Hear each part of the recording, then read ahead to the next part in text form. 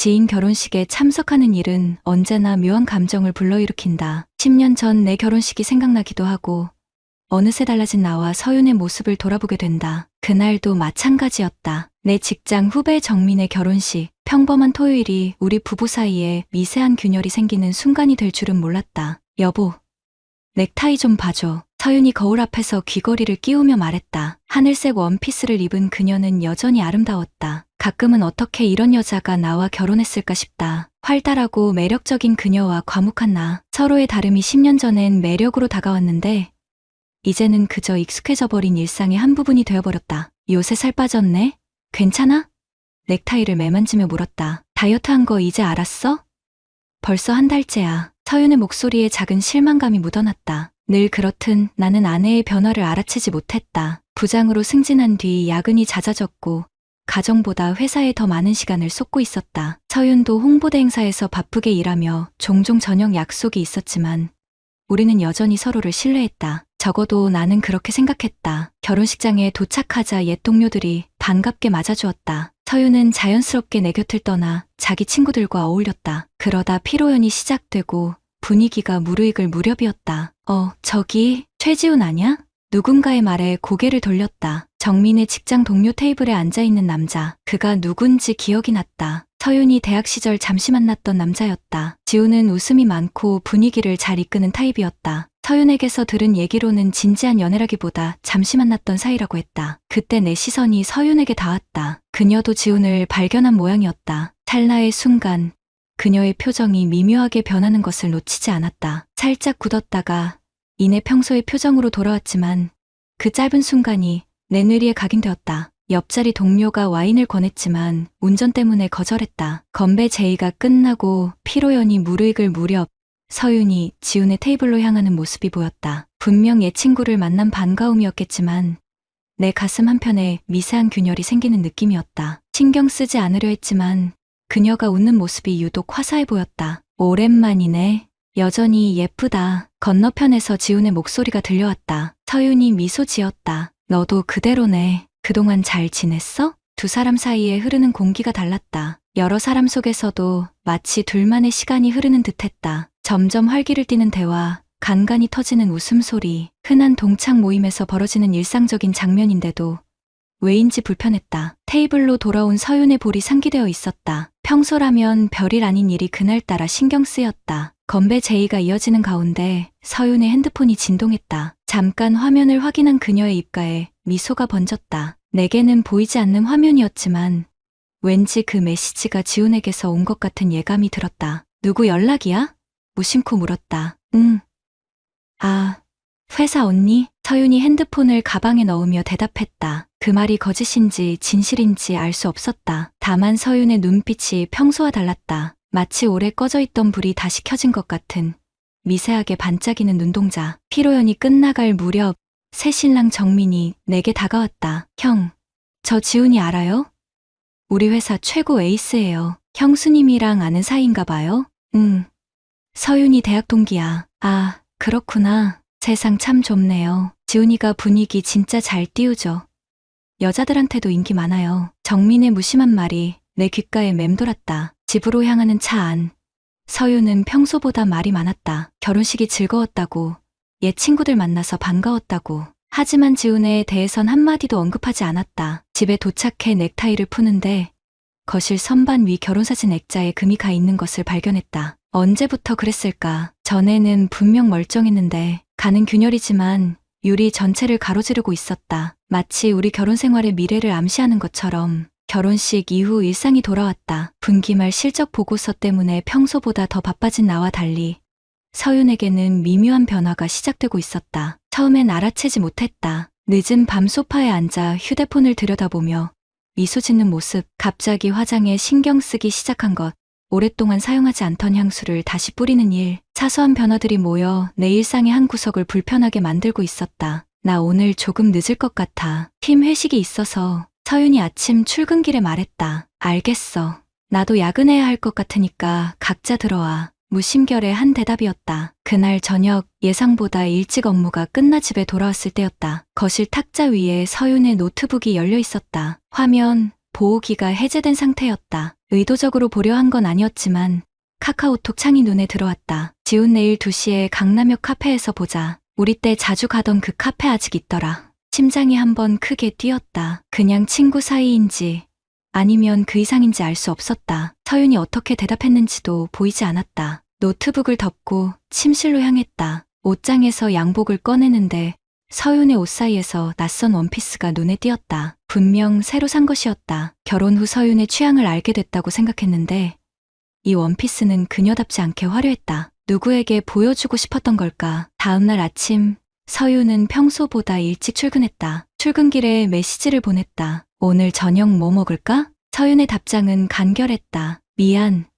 오늘 동창회 있어. 일찍 들어갈게. 동창회 믿고 싶었지만 노트북에서 본 메시지가 떠올랐다. 지훈과의 약속. 의심하기 싫었다. 아내를 믿고 싶었다. 하지만 순간적으로 들었던 의심을 지울 수 없었다. 집중이 되지 않았다. 진행 중인 프로젝트 회의에서도 실수를 연발했다. 머릿속에는 서윤과 지훈의 모습만 맴돌았다. 대학 시절 그들이 어떤 사이였는지 갑자기 궁금해졌다. 서윤은 별거 아니었다고 했지만 그들의 만남이 그녀에게 어떤 의미였는지 다시 생각해보게 됐다. 회의가 끝나고 검색창에 최지훈을 쳤다. SNS에서 그의 계정을 금방 찾았다. 프로필 사진 속 그는 자신감 넘치고 세련된 모습이었다. 자연스럽게 서윤의 계정을 확인했다. 별다른 흔적은 없었지만 최근 그녀가 좋아요를 누른 게시물들 중 지훈의 이름이 여러 번 보였다. 점심시간 문득 서윤이 있을 카페가 궁금해졌다. 강남역 카페 대학생으로 검색했다. 여러 카페가 나왔지만 어떤 곳인지 알 수 없었다. 서윤에게 직접 물어볼 수도 없는 노릇이었다. 어쩌면 내 의심이 과한 것일 수도 있다고 생각했다. 그녀가 단순히 옛 친구를 만나는 것뿐일지도. 오후 회의 중 갑자기 서윤의 위치를 확인하고 싶어졌다. 우리는 결혼 초부터 서로의 위치를 공유하는 앱을 사용해왔다. 안전을 위해서였다. 휴대폰을 꺼내 앱을 열었다. 서윤의 위치는 분명 그녀의 회사 근처가 아니었다. 강남역이었다. 가슴이 조여들었다. 자정이 넘어 서윤이 돌아왔다. 술 냄새가 났지만 취한 것 같지는 않았다. 거실 소파에 앉아 그녀를 기다리고 있던 나를 보고 살짝 놀란 듯했다. 아직 안 잤어? 서윤이 물었다. 동창회 어땠어? 나도 모르게 날카로운 어조가 되었다. 서윤의 눈이 흔들렸다. 그냥 그랬어. 다들 변한 것 같고. 옷걸이에 그녀의 가방을 걸다가 새 원피스가 눈에 들어왔다. 아침에 본 그 화려한 원피스였다. 묻고 싶었다. 정말 동창회였어? 하지만 목구멍까지 올라온 질문을 삼켰다. 샤워하고 올게. 서윤이 서둘러 욕실로 향했다. 욕실 문이 닫히고 거실에 홀로 남았다. 서윤의 가방이 열려 있었다. 그 안에서 영수증 한 장이 보였다. 카페 영수증. 시간은 오후 2시 17분. 강남역 근처 카페였다. 두 잔의 음료. 의심은 점점 확신으로 변해갔지만 인정하고 싶지 않았다. 다음날 아침 평소와 다름없이 아침 식사를 준비했다. 서윤도 평소처럼 행동했다. 하지만 우리 사이에 무언가가 달라진 것 같았다. 마치 투명한 벽이 생긴 것처럼. 출근길 서윤의 휴대폰이 울렸다. 화면에 지훈이라는 이름이 선명했다. 서윤은 급하게 전화를 받지 않고 가방에 넣었다. 누구 전화야? 아무렇지 않은 척 물었다. 아, 거래처. 서윤의 목소리가 떨렸다. 그 순간 그녀의 눈을 정확히 보았다. 거짓말하는 눈이었다. 열해 동안 함께 살며 익힌 그녀의 표정을 읽었다. 확실했다. 서윤과 지훈 사이에 무언가가 있었다. 질문하고 싶었다. 따져 묻고 싶었다. 하지만 그 진실이 우리의 결혼 생활을 어떻게 바꿔놓을지 두려웠다. 그렇게 우리의 일상은 겉으로는 평온했지만 내면에는 수면 아래 흐르는 급류처럼 혼란스러움이 자리 잡았다. 서윤은 점점 더 휴대폰을 손에서 놓지 않았고 주말마다 외출이 늘었다. 친구 만남, 쇼핑, 전시회, 핑계는 다양했지만 이제 나는 그 말들을 믿지 않게 되었다. 서랍을 정리하다 찾은 우리의 신혼여행 사진을 보며 생각했다. 언제부터 이렇게 서로에게 낯선 사람이 되었을까? 진실을 확인하고 싶으면서도 어쩌면 모르는 척하는 게 더 편할지도 모른다는 생각이 들었다. 이런 혼돈 속에서 우리의 결혼 생활은 점점 더 깊은 균열 속으로 빠져들고 있었다. 의심은 천천히 그러나 확실하게 나를 잠식해갔다. 업무에 집중하려 해도 서윤과 지훈의 모습이 자꾸 떠올랐다. 아내를 미행할 생각은 없었다. 그런 짓까지 하는 순간 우리 결혼 생활은 돌이킬 수 없을 것 같았다. 하지만 그날 밤 운명처럼 모든 것이 드러나는 순간이 찾아왔다. 금요일 저녁 서윤은 회사 단합대회라며 늦게 들어올 거라 했다. 평소 같았으면 그냥 믿었겠지만 확인하고 싶어 회사 동료인 민지에게 문자를 보냈다. 서윤이 단합대회 잘 가? 그녀의 답장은 간단했다. 단합대회요? 오늘 없는데요? 가슴이 내려앉는 느낌이었다. 그래도 혹시나 하는 마음에 위치 공유 앱을 열었다. 서윤의 위치는 회사도 집도 아닌 강남의 한 호텔이었다. 머릿속이 하얘졌다. 차 키를 들고 현관을 나서려는 순간 멈췄다. 그곳에 가면 돌이킬 수 없는 상황을 마주하게 될 것이다. 내가 정말 원하는 게 그런 진실일까? 결국 차를 몰고 호텔 주차장에 도착했다. 로비까지 가는 발걸음이 천근만근 무거웠다. 프런트에 서윤의 이름을 대봤지만 체크인 기록은 없었다. 물론 지훈의 이름으로 예약했을 테니 당연했다. 무력감에 로비 소파에 털썩 주저앉았다. 그때 엘리베이터에서 내리는 서윤의 모습이 보였다. 순간 숨이 멎었다. 그녀 혼자였다. 표정은 복잡했다. 울었던 흔적이 역력했다. 그녀는 나를 보지 못한 채 급하게 호텔을 빠져나갔다. 따라가려다 문득 엘리베이터 번호판을 올려다봤다. 1412호. 서윤이 내려온 층이었다. 호텔 바에서 위스키 한 잔을 마시며 시간을 보냈다. 2시간 후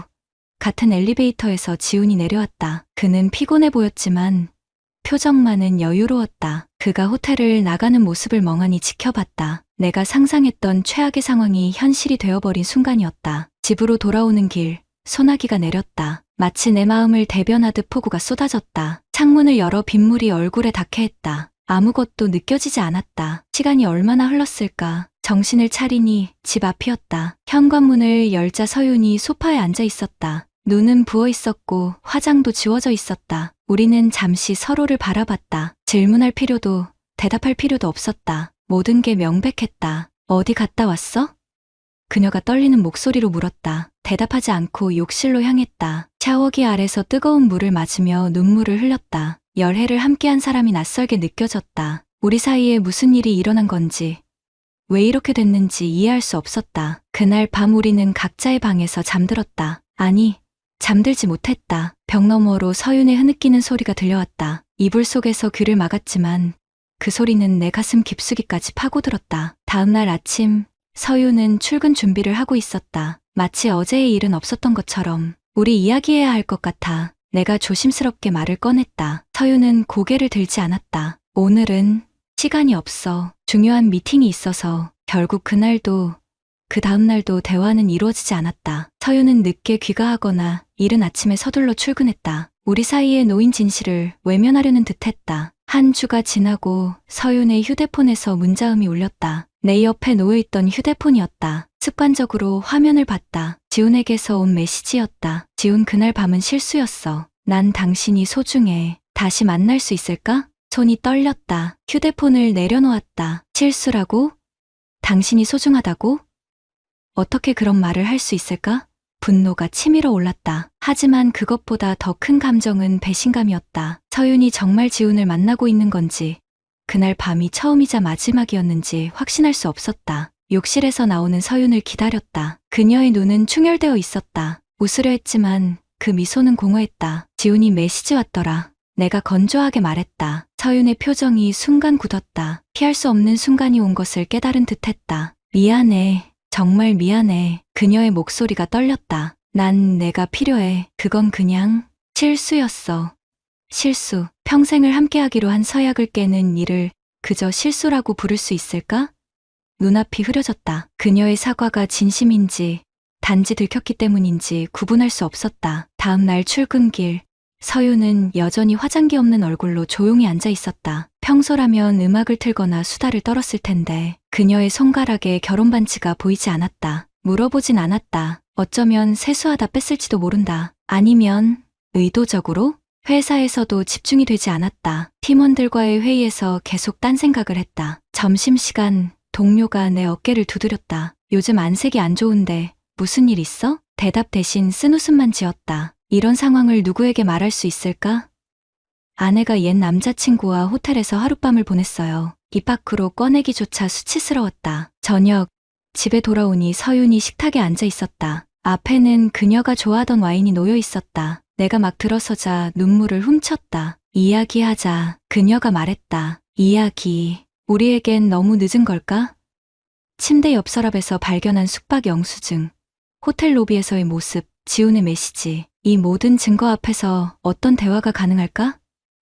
그래도 열해의 세월이 있었다. 앉아서 그녀의 이야기를 들어볼 의무는 있을 것 같았다. 지훈이랑 어떻게 된 거야?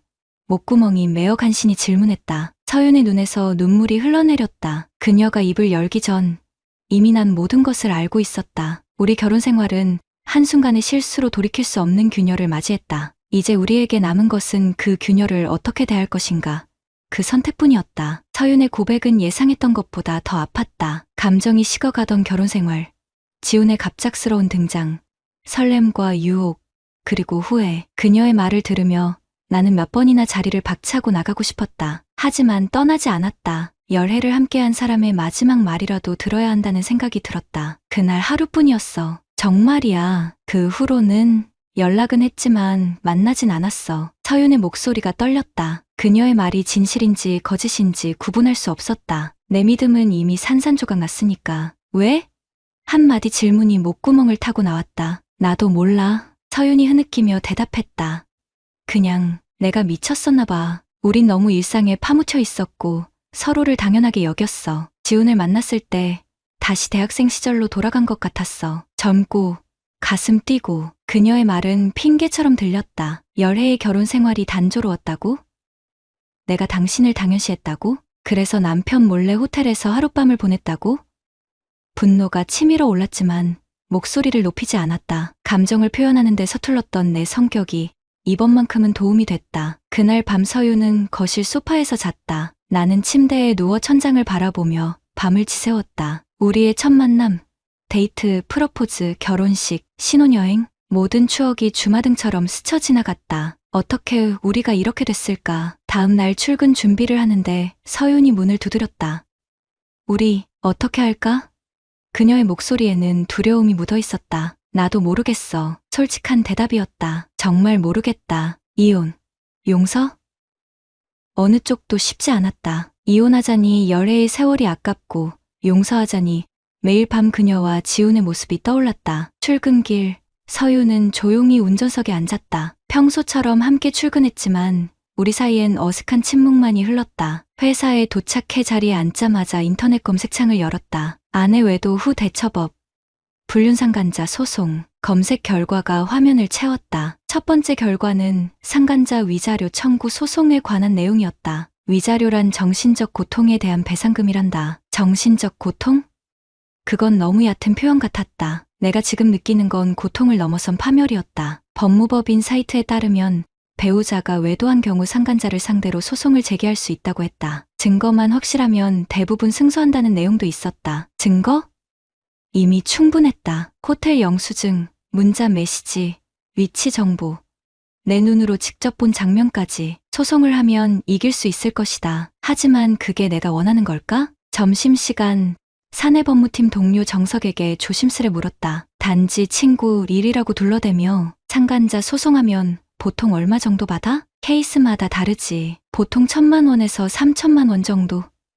근데 최근엔 액수가 올라가는 추세야. 위자료 20억 나온 판결도 있었어. 20억이라니 하루아침에 큰 돈을 받을 수 있다는 말인데 왜 허무하게 들릴까? 밥도 제대로 넘어가지 않았다. 진심으로 원하는 건 금전적 배상이 아니라 잃어버린 신뢰와 시간을 돌려받는 것이었다. 사무실로 돌아와 상간자 소송 절차에 대해 더 찾아봤다. 소장 작성, 증거 제출, 재판. 보통 6개월에서 1년이 걸린다고 했다. 1년 동안 이 고통을 안고 살아야 한다니 머리가 지끈거렸다. 퇴근 무렵 전화가 울렸다. 서윤이었다. 오늘은 친구네 있을게. 정리할 시간이 필요해. 그녀가 조심스럽게 말했다. 답하지 않고 전화를 끊었다. 정리할 시간? 무엇을? 우리 결혼을?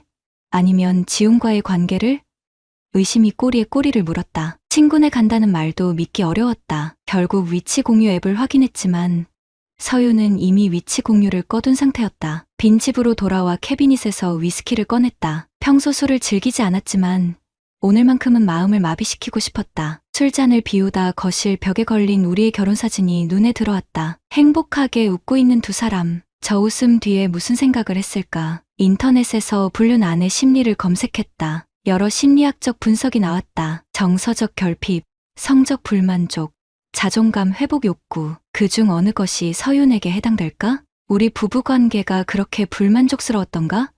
평소 표현을 못했던 내 잘못일까? 그날 밤 임시 변호사 상담 예약을 잡았다가 취소했다. 아직은 법적 대응까지 생각할 준비가 되지 않았다. 결혼 생활의 종말을 받아들이기에는 너무 이른 것 같았다. 이튿날 서윤의 친구인 민지가 찾아왔다. 서윤이 보냈다고 했다. 카페에서 마주 앉은 그녀의 얼굴은 진지했다. 서윤이 많이 후회하고 있어요. 진심으로요. 민지가 조심스럽게 말을 꺼냈다. 그래서 직접 오지 않고 친구를 보냈어? 내 목소리에 냉기가 흘렀다. 민지는 잠시 망설이더니 입을 열었다. 서윤이가 지훈이랑 완전히 관계를 끊었대요. 그날 호텔에서 그게 처음이자 마지막이었다고 해요. 그 말을 믿을 수 있을까? 외도한 사람들이 항상 하는 말 아닌가. 딱 한 번뿐이었어. 이미 신뢰는 깨졌는데 어떻게 그녀의 말을 믿을 수 있겠는가? 만약 서윤이가 돌아오고 싶다면 받아줄 생각 있어요? 민지가 조심스럽게 물었다. 질문에 대답하지 않았다. 나 자신도 아직 정답을 모르니까. 자존심은 상처받았지만 열애의 시간을 그냥 버리기도 쉽지 않았다. 이것이 사랑인가, 습관인가? 집으로 돌아오는 길, 갑자기 지훈이 생각났다. 그는 이 모든 상황을 어떻게 생각하고 있을까? 남의 아내와 하룻밤을 보낸 후 그냥 일상으로 돌아갔을까? 분노가 차올라 핸들을 꽉 움켜쥐었다. 운전 중에 들어온 문자, 서윤이었다. 오늘 돌아갈게. 이야기하자. 집에 도착하니 서윤이 이미 와 있었다. 짐 가방 하나를 들고 있었다. 떠나려는 건지 돌아온 건지 알 수 없었다. 그녀의 눈은 부어 있었고 화장기 없는 얼굴이 창백했다. 들어왔네. 건조하게 말했다. 민지 만났어? 서윤이 조심스럽게 물었다. 고개를 끄덕였다. 난 서윤이 말을 시작했지만 내가 손을 들어 그녀를 멈추게 했다. 알아. 후회한다고. 다시는 안 그럴 거라고. 다 들었어. 근데 그게 무슨 의미가 있을까? 서윤의 눈에 눈물이 고였다. 우리 정말 끝인 거야? 대답 대신 핸드폰을 꺼내 보여주었다. 변호사 상담 예약 페이지였다. 이혼 및 위자료 청구 관련 내용이었다. 블러핑이었다. 사실 아직 예약을 확정하지 않았지만 서윤은 그걸 모를 터였다. 서윤의 얼굴이 하얘졌다. 제발 한 번만 기회를 줘. 내가 평생 갚을게. 갚는다고? 어떻게? 깨진 신뢰를 어떻게 다시 붙일 수 있을까? 벽에 금이 간 도자기를 아무리 정교하게 복원해도 그 금은 영원히 남는다. 우리의 결혼도 이미 돌이킬 수 없는 금이 가버린 것일까? 침묵 속에서 서로를 바라보았다. 열애를 함께 한 사람이 이제는 낯선 존재가 되어버렸다. 결정을 내려야 했다. 새 출발을 위해 모든 것을 정리할 것인가? 아니면 깨진 신뢰를 다시 쌓아갈 것인가? 선택의 기로에 놓여 있었다. 챕터 5 내면적 선택, 상처와 새로운 시작. 2달이 지났다. 서윤은 친정으로 잠시 떠났고 나는 텅 빈 집에 홀로 남았다. 법적 조치를 취하지는 않았다. 변호사와의 상담 후 소송은 잠시 보류했다. 감정적으로 내린 결정이 평생의 후회로 이어질까 두려웠다. 그 시간 동안 우리는 거의 연락하지 않았다. 가끔 생활비 이체나 집 관리에 관한 짧은 문자만 주고받을 뿐. 어느 흐린 토요일 오후 지훈에게 연락했다. 공개할 만한 불륜 증거를 갖고 있으니 만나자고. 카페에서 그를 마주했을 때 예상과 달리 분노보다는 공허함이 먼저 들었다. 그는 예상보다 초라해 보였다. 완벽해 보였던 그 얼굴에도 불안과 후회의 그림자가 드리워져 있었다. 정말 죄송합니다. 지훈이 고개를 숙였다. 변명의 여지가 없습니다. 제가 잘못했어요. 잘못이라는 단어가 얼마나 가볍게 느껴지는지. 내 인생의 10년이 무너진 사건을 그저 잘못이라고 표현할 수 있을까? 상간자 소송 들어봤죠? 내 목소리는 담담했다. 위자료 청구할 수 있다는 거. 지훈의 얼굴이 창백해졌다.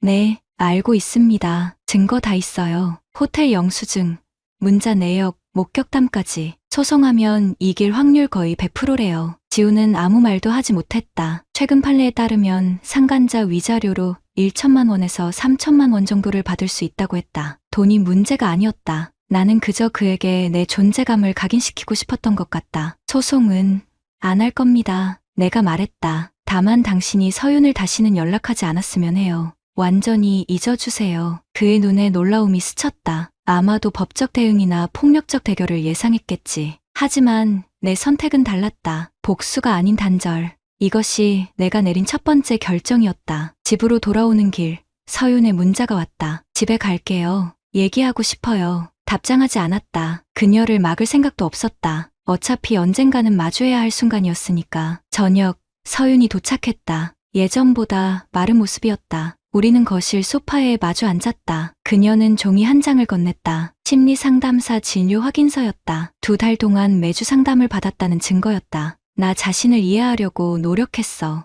왜 그랬는지 서윤이 떨리는 목소리로 말했다. 우리 사이가 권태로워졌다는 건 핑계야. 내 안에 채워지지 않은 욕구가 있었던 거지. 심리상담에서 그녀는 자신의 문제를 직면했다고 했다. 끊임없는 인정 욕구, 자존감 문제, 사랑받고 싶은 갈망, 어린 시절부터 이어진 정서적 결핍이 결혼 생활 속에서도 해소되지 않았다고. 그것이 외도의 근본 원인이라고 설명했다. 그건 핑계가 될 수 없어. 내가 말했다. 알아. 그냥 이해해달라는 게 아니야. 내가 얼마나 이기적이었는지 이제야 깨달았을 뿐이야. 침묵이 이어졌다. 그녀의 눈에 진심이 보였지만 믿음은 여전히 회복되지 않았다. 지우는 완전히 끝났어. 그날 이후로 만난 적 없어. 서윤이 말을 이었다. 내가 그를 만났다는 것도 알아. 고마워. 소송 안 해줘서. 뜻밖의 말이었다. 지훈이 그녀에게 연락한 모양이었다. 그가 약속을 지킬지는 알 수 없었지만 적어도 일단은 끝난 것 같았다. 우리 사이는 어떻게 될까?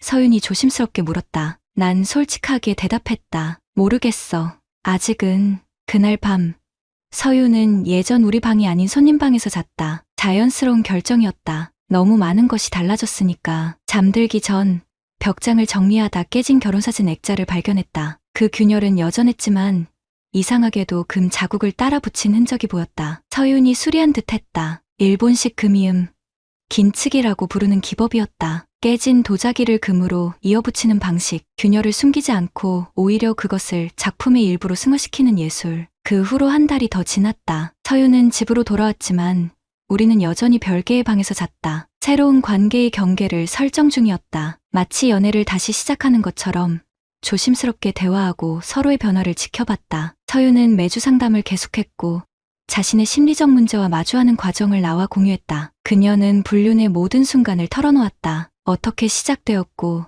어떤 감정이었는지 그리고 왜 그런 선택을 했는지. 듣기 괴로웠지만 그것이 필요한 과정임을 알았다. 진실만이 새로운 시작의 바탕이 될 수 있으니까. 회사에서도 변화가 있었다. 더 이상 일에만 매몰되지 않았다. 정시 퇴근을 하려 노력했고 주말 업무를 최소화했다. 그동안 일에 집중하며 놓쳤던 많은 것들을 돌아보게 됐다. 서윤과의 관계도 그중 하나였다. 서윤 역시 달라졌다. 더 이상 휴대폰을 들여다보며 시간을 보내지 않았고 대신 함께 요리하거나 영화를 보자고 제안했다. 우리는 데이트를 시작했다. 어색했지만 서로를 새롭게 알아가는 시간이었다. 모든 게 완벽하진 않았다. 가끔은 그날 밤의 기억이 불현듯 떠올라 가슴이 무너지곤 했다. 서윤이 지훈에게 보냈을 미소, 호텔에서 그들이 나눴을 대화, 그런 상상이 머릿속을 채울 때면 어떤 용서도 불가능하게 느껴졌다. 그럴 때마다 서윤은 내 감정을 받아들였다. 이해해. 내 마음이 어떨지. 그녀는 더 이상 변명하지 않았다. 그저 내 고통을 인정하고 자신의 잘못을 마주하는 모습이었다. 오늘 저녁 난 결정했다. 결혼 상담사를 함께 만나보자고 제안했다. 이것은 완전한 용서도 완전한 화해도 아니었다. 그저 우리가 함께 걸어갈 가능성을 열어두는 작은 선택이었다. 서윤의 눈에 눈물이 맺혔다. 첫 발을 내딛는 순간이었다. 우리는 정원에 앉아 저녁 노을을 바라봤다. 그녀의 손이 조심스럽게 내 손 위에 놓였다. 순간적으로 떨쳐내고 싶은 충동이 들었지만 그대로 뒀다. 아직은 그녀의 손길이 낯설었지만 완전히 거부할 만큼 싫지는 않았다. 수리된 결혼사진 액자를 거실에 다시 걸었다. 균열은 여전히 보였지만 금빛으로 이어진 흔적은 우리의 상처가 영원히 남을 것임을 인정하는 동시에 그 상처와 함께 새로운 길을 걸을 수도 있다는 가능성을 상징했다. 밤하늘의 별을 바라보며 생각했다. 사랑은 완벽함이 아니라 불완전함 속에서 서로를 받아들이는 용기인지도 모른다고. 아직 용서가 완전하지 않고 신뢰가 온전히 회복되지 않았지만 우리는 각자의 상처를 안고 천천히 걸어가기로 했다. 어쩌면 이 길의 끝에서 우리는 더 단단한 관계를 만들 수 있을지도 모른다. 우리의 결혼은 더 이상 예전과 같지 않을 것이다. 그리고 그것이 꼭 나쁜 일만은 아닐지도 모른다. 깨지고 다시 이어진 도자기처럼 우리의 관계도 상처를 통해 새로운 형태로 변화하고 있었다. 그 끝이 어떨지는 아직 알 수 없지만 적어도 오늘은 그 여정을 포기하지 않기로 했다. 침대에 누워 창밖을 바라보았다. 오늘 밤도 별도의 방에서 잔다. 아직은 그래야 했다. 하지만 언젠가는 다시 같은 공간에서 편안하게 잠들 수 있을까? 그 질문에 대한 답은 아직 모르지만 적어도 그 가능성을 닫아버리지는 않았다. 상처는 아직 아프지만 그 통증이 나를 더 단단하게 만들어 주었다. 그리고 어쩌면 우리의 관계도. 구독자님들, 오늘 사연 댓글로 공유해 다른 분들과 함께 의견 나눠보세요. 저도 읽어보며 소통하겠습니다.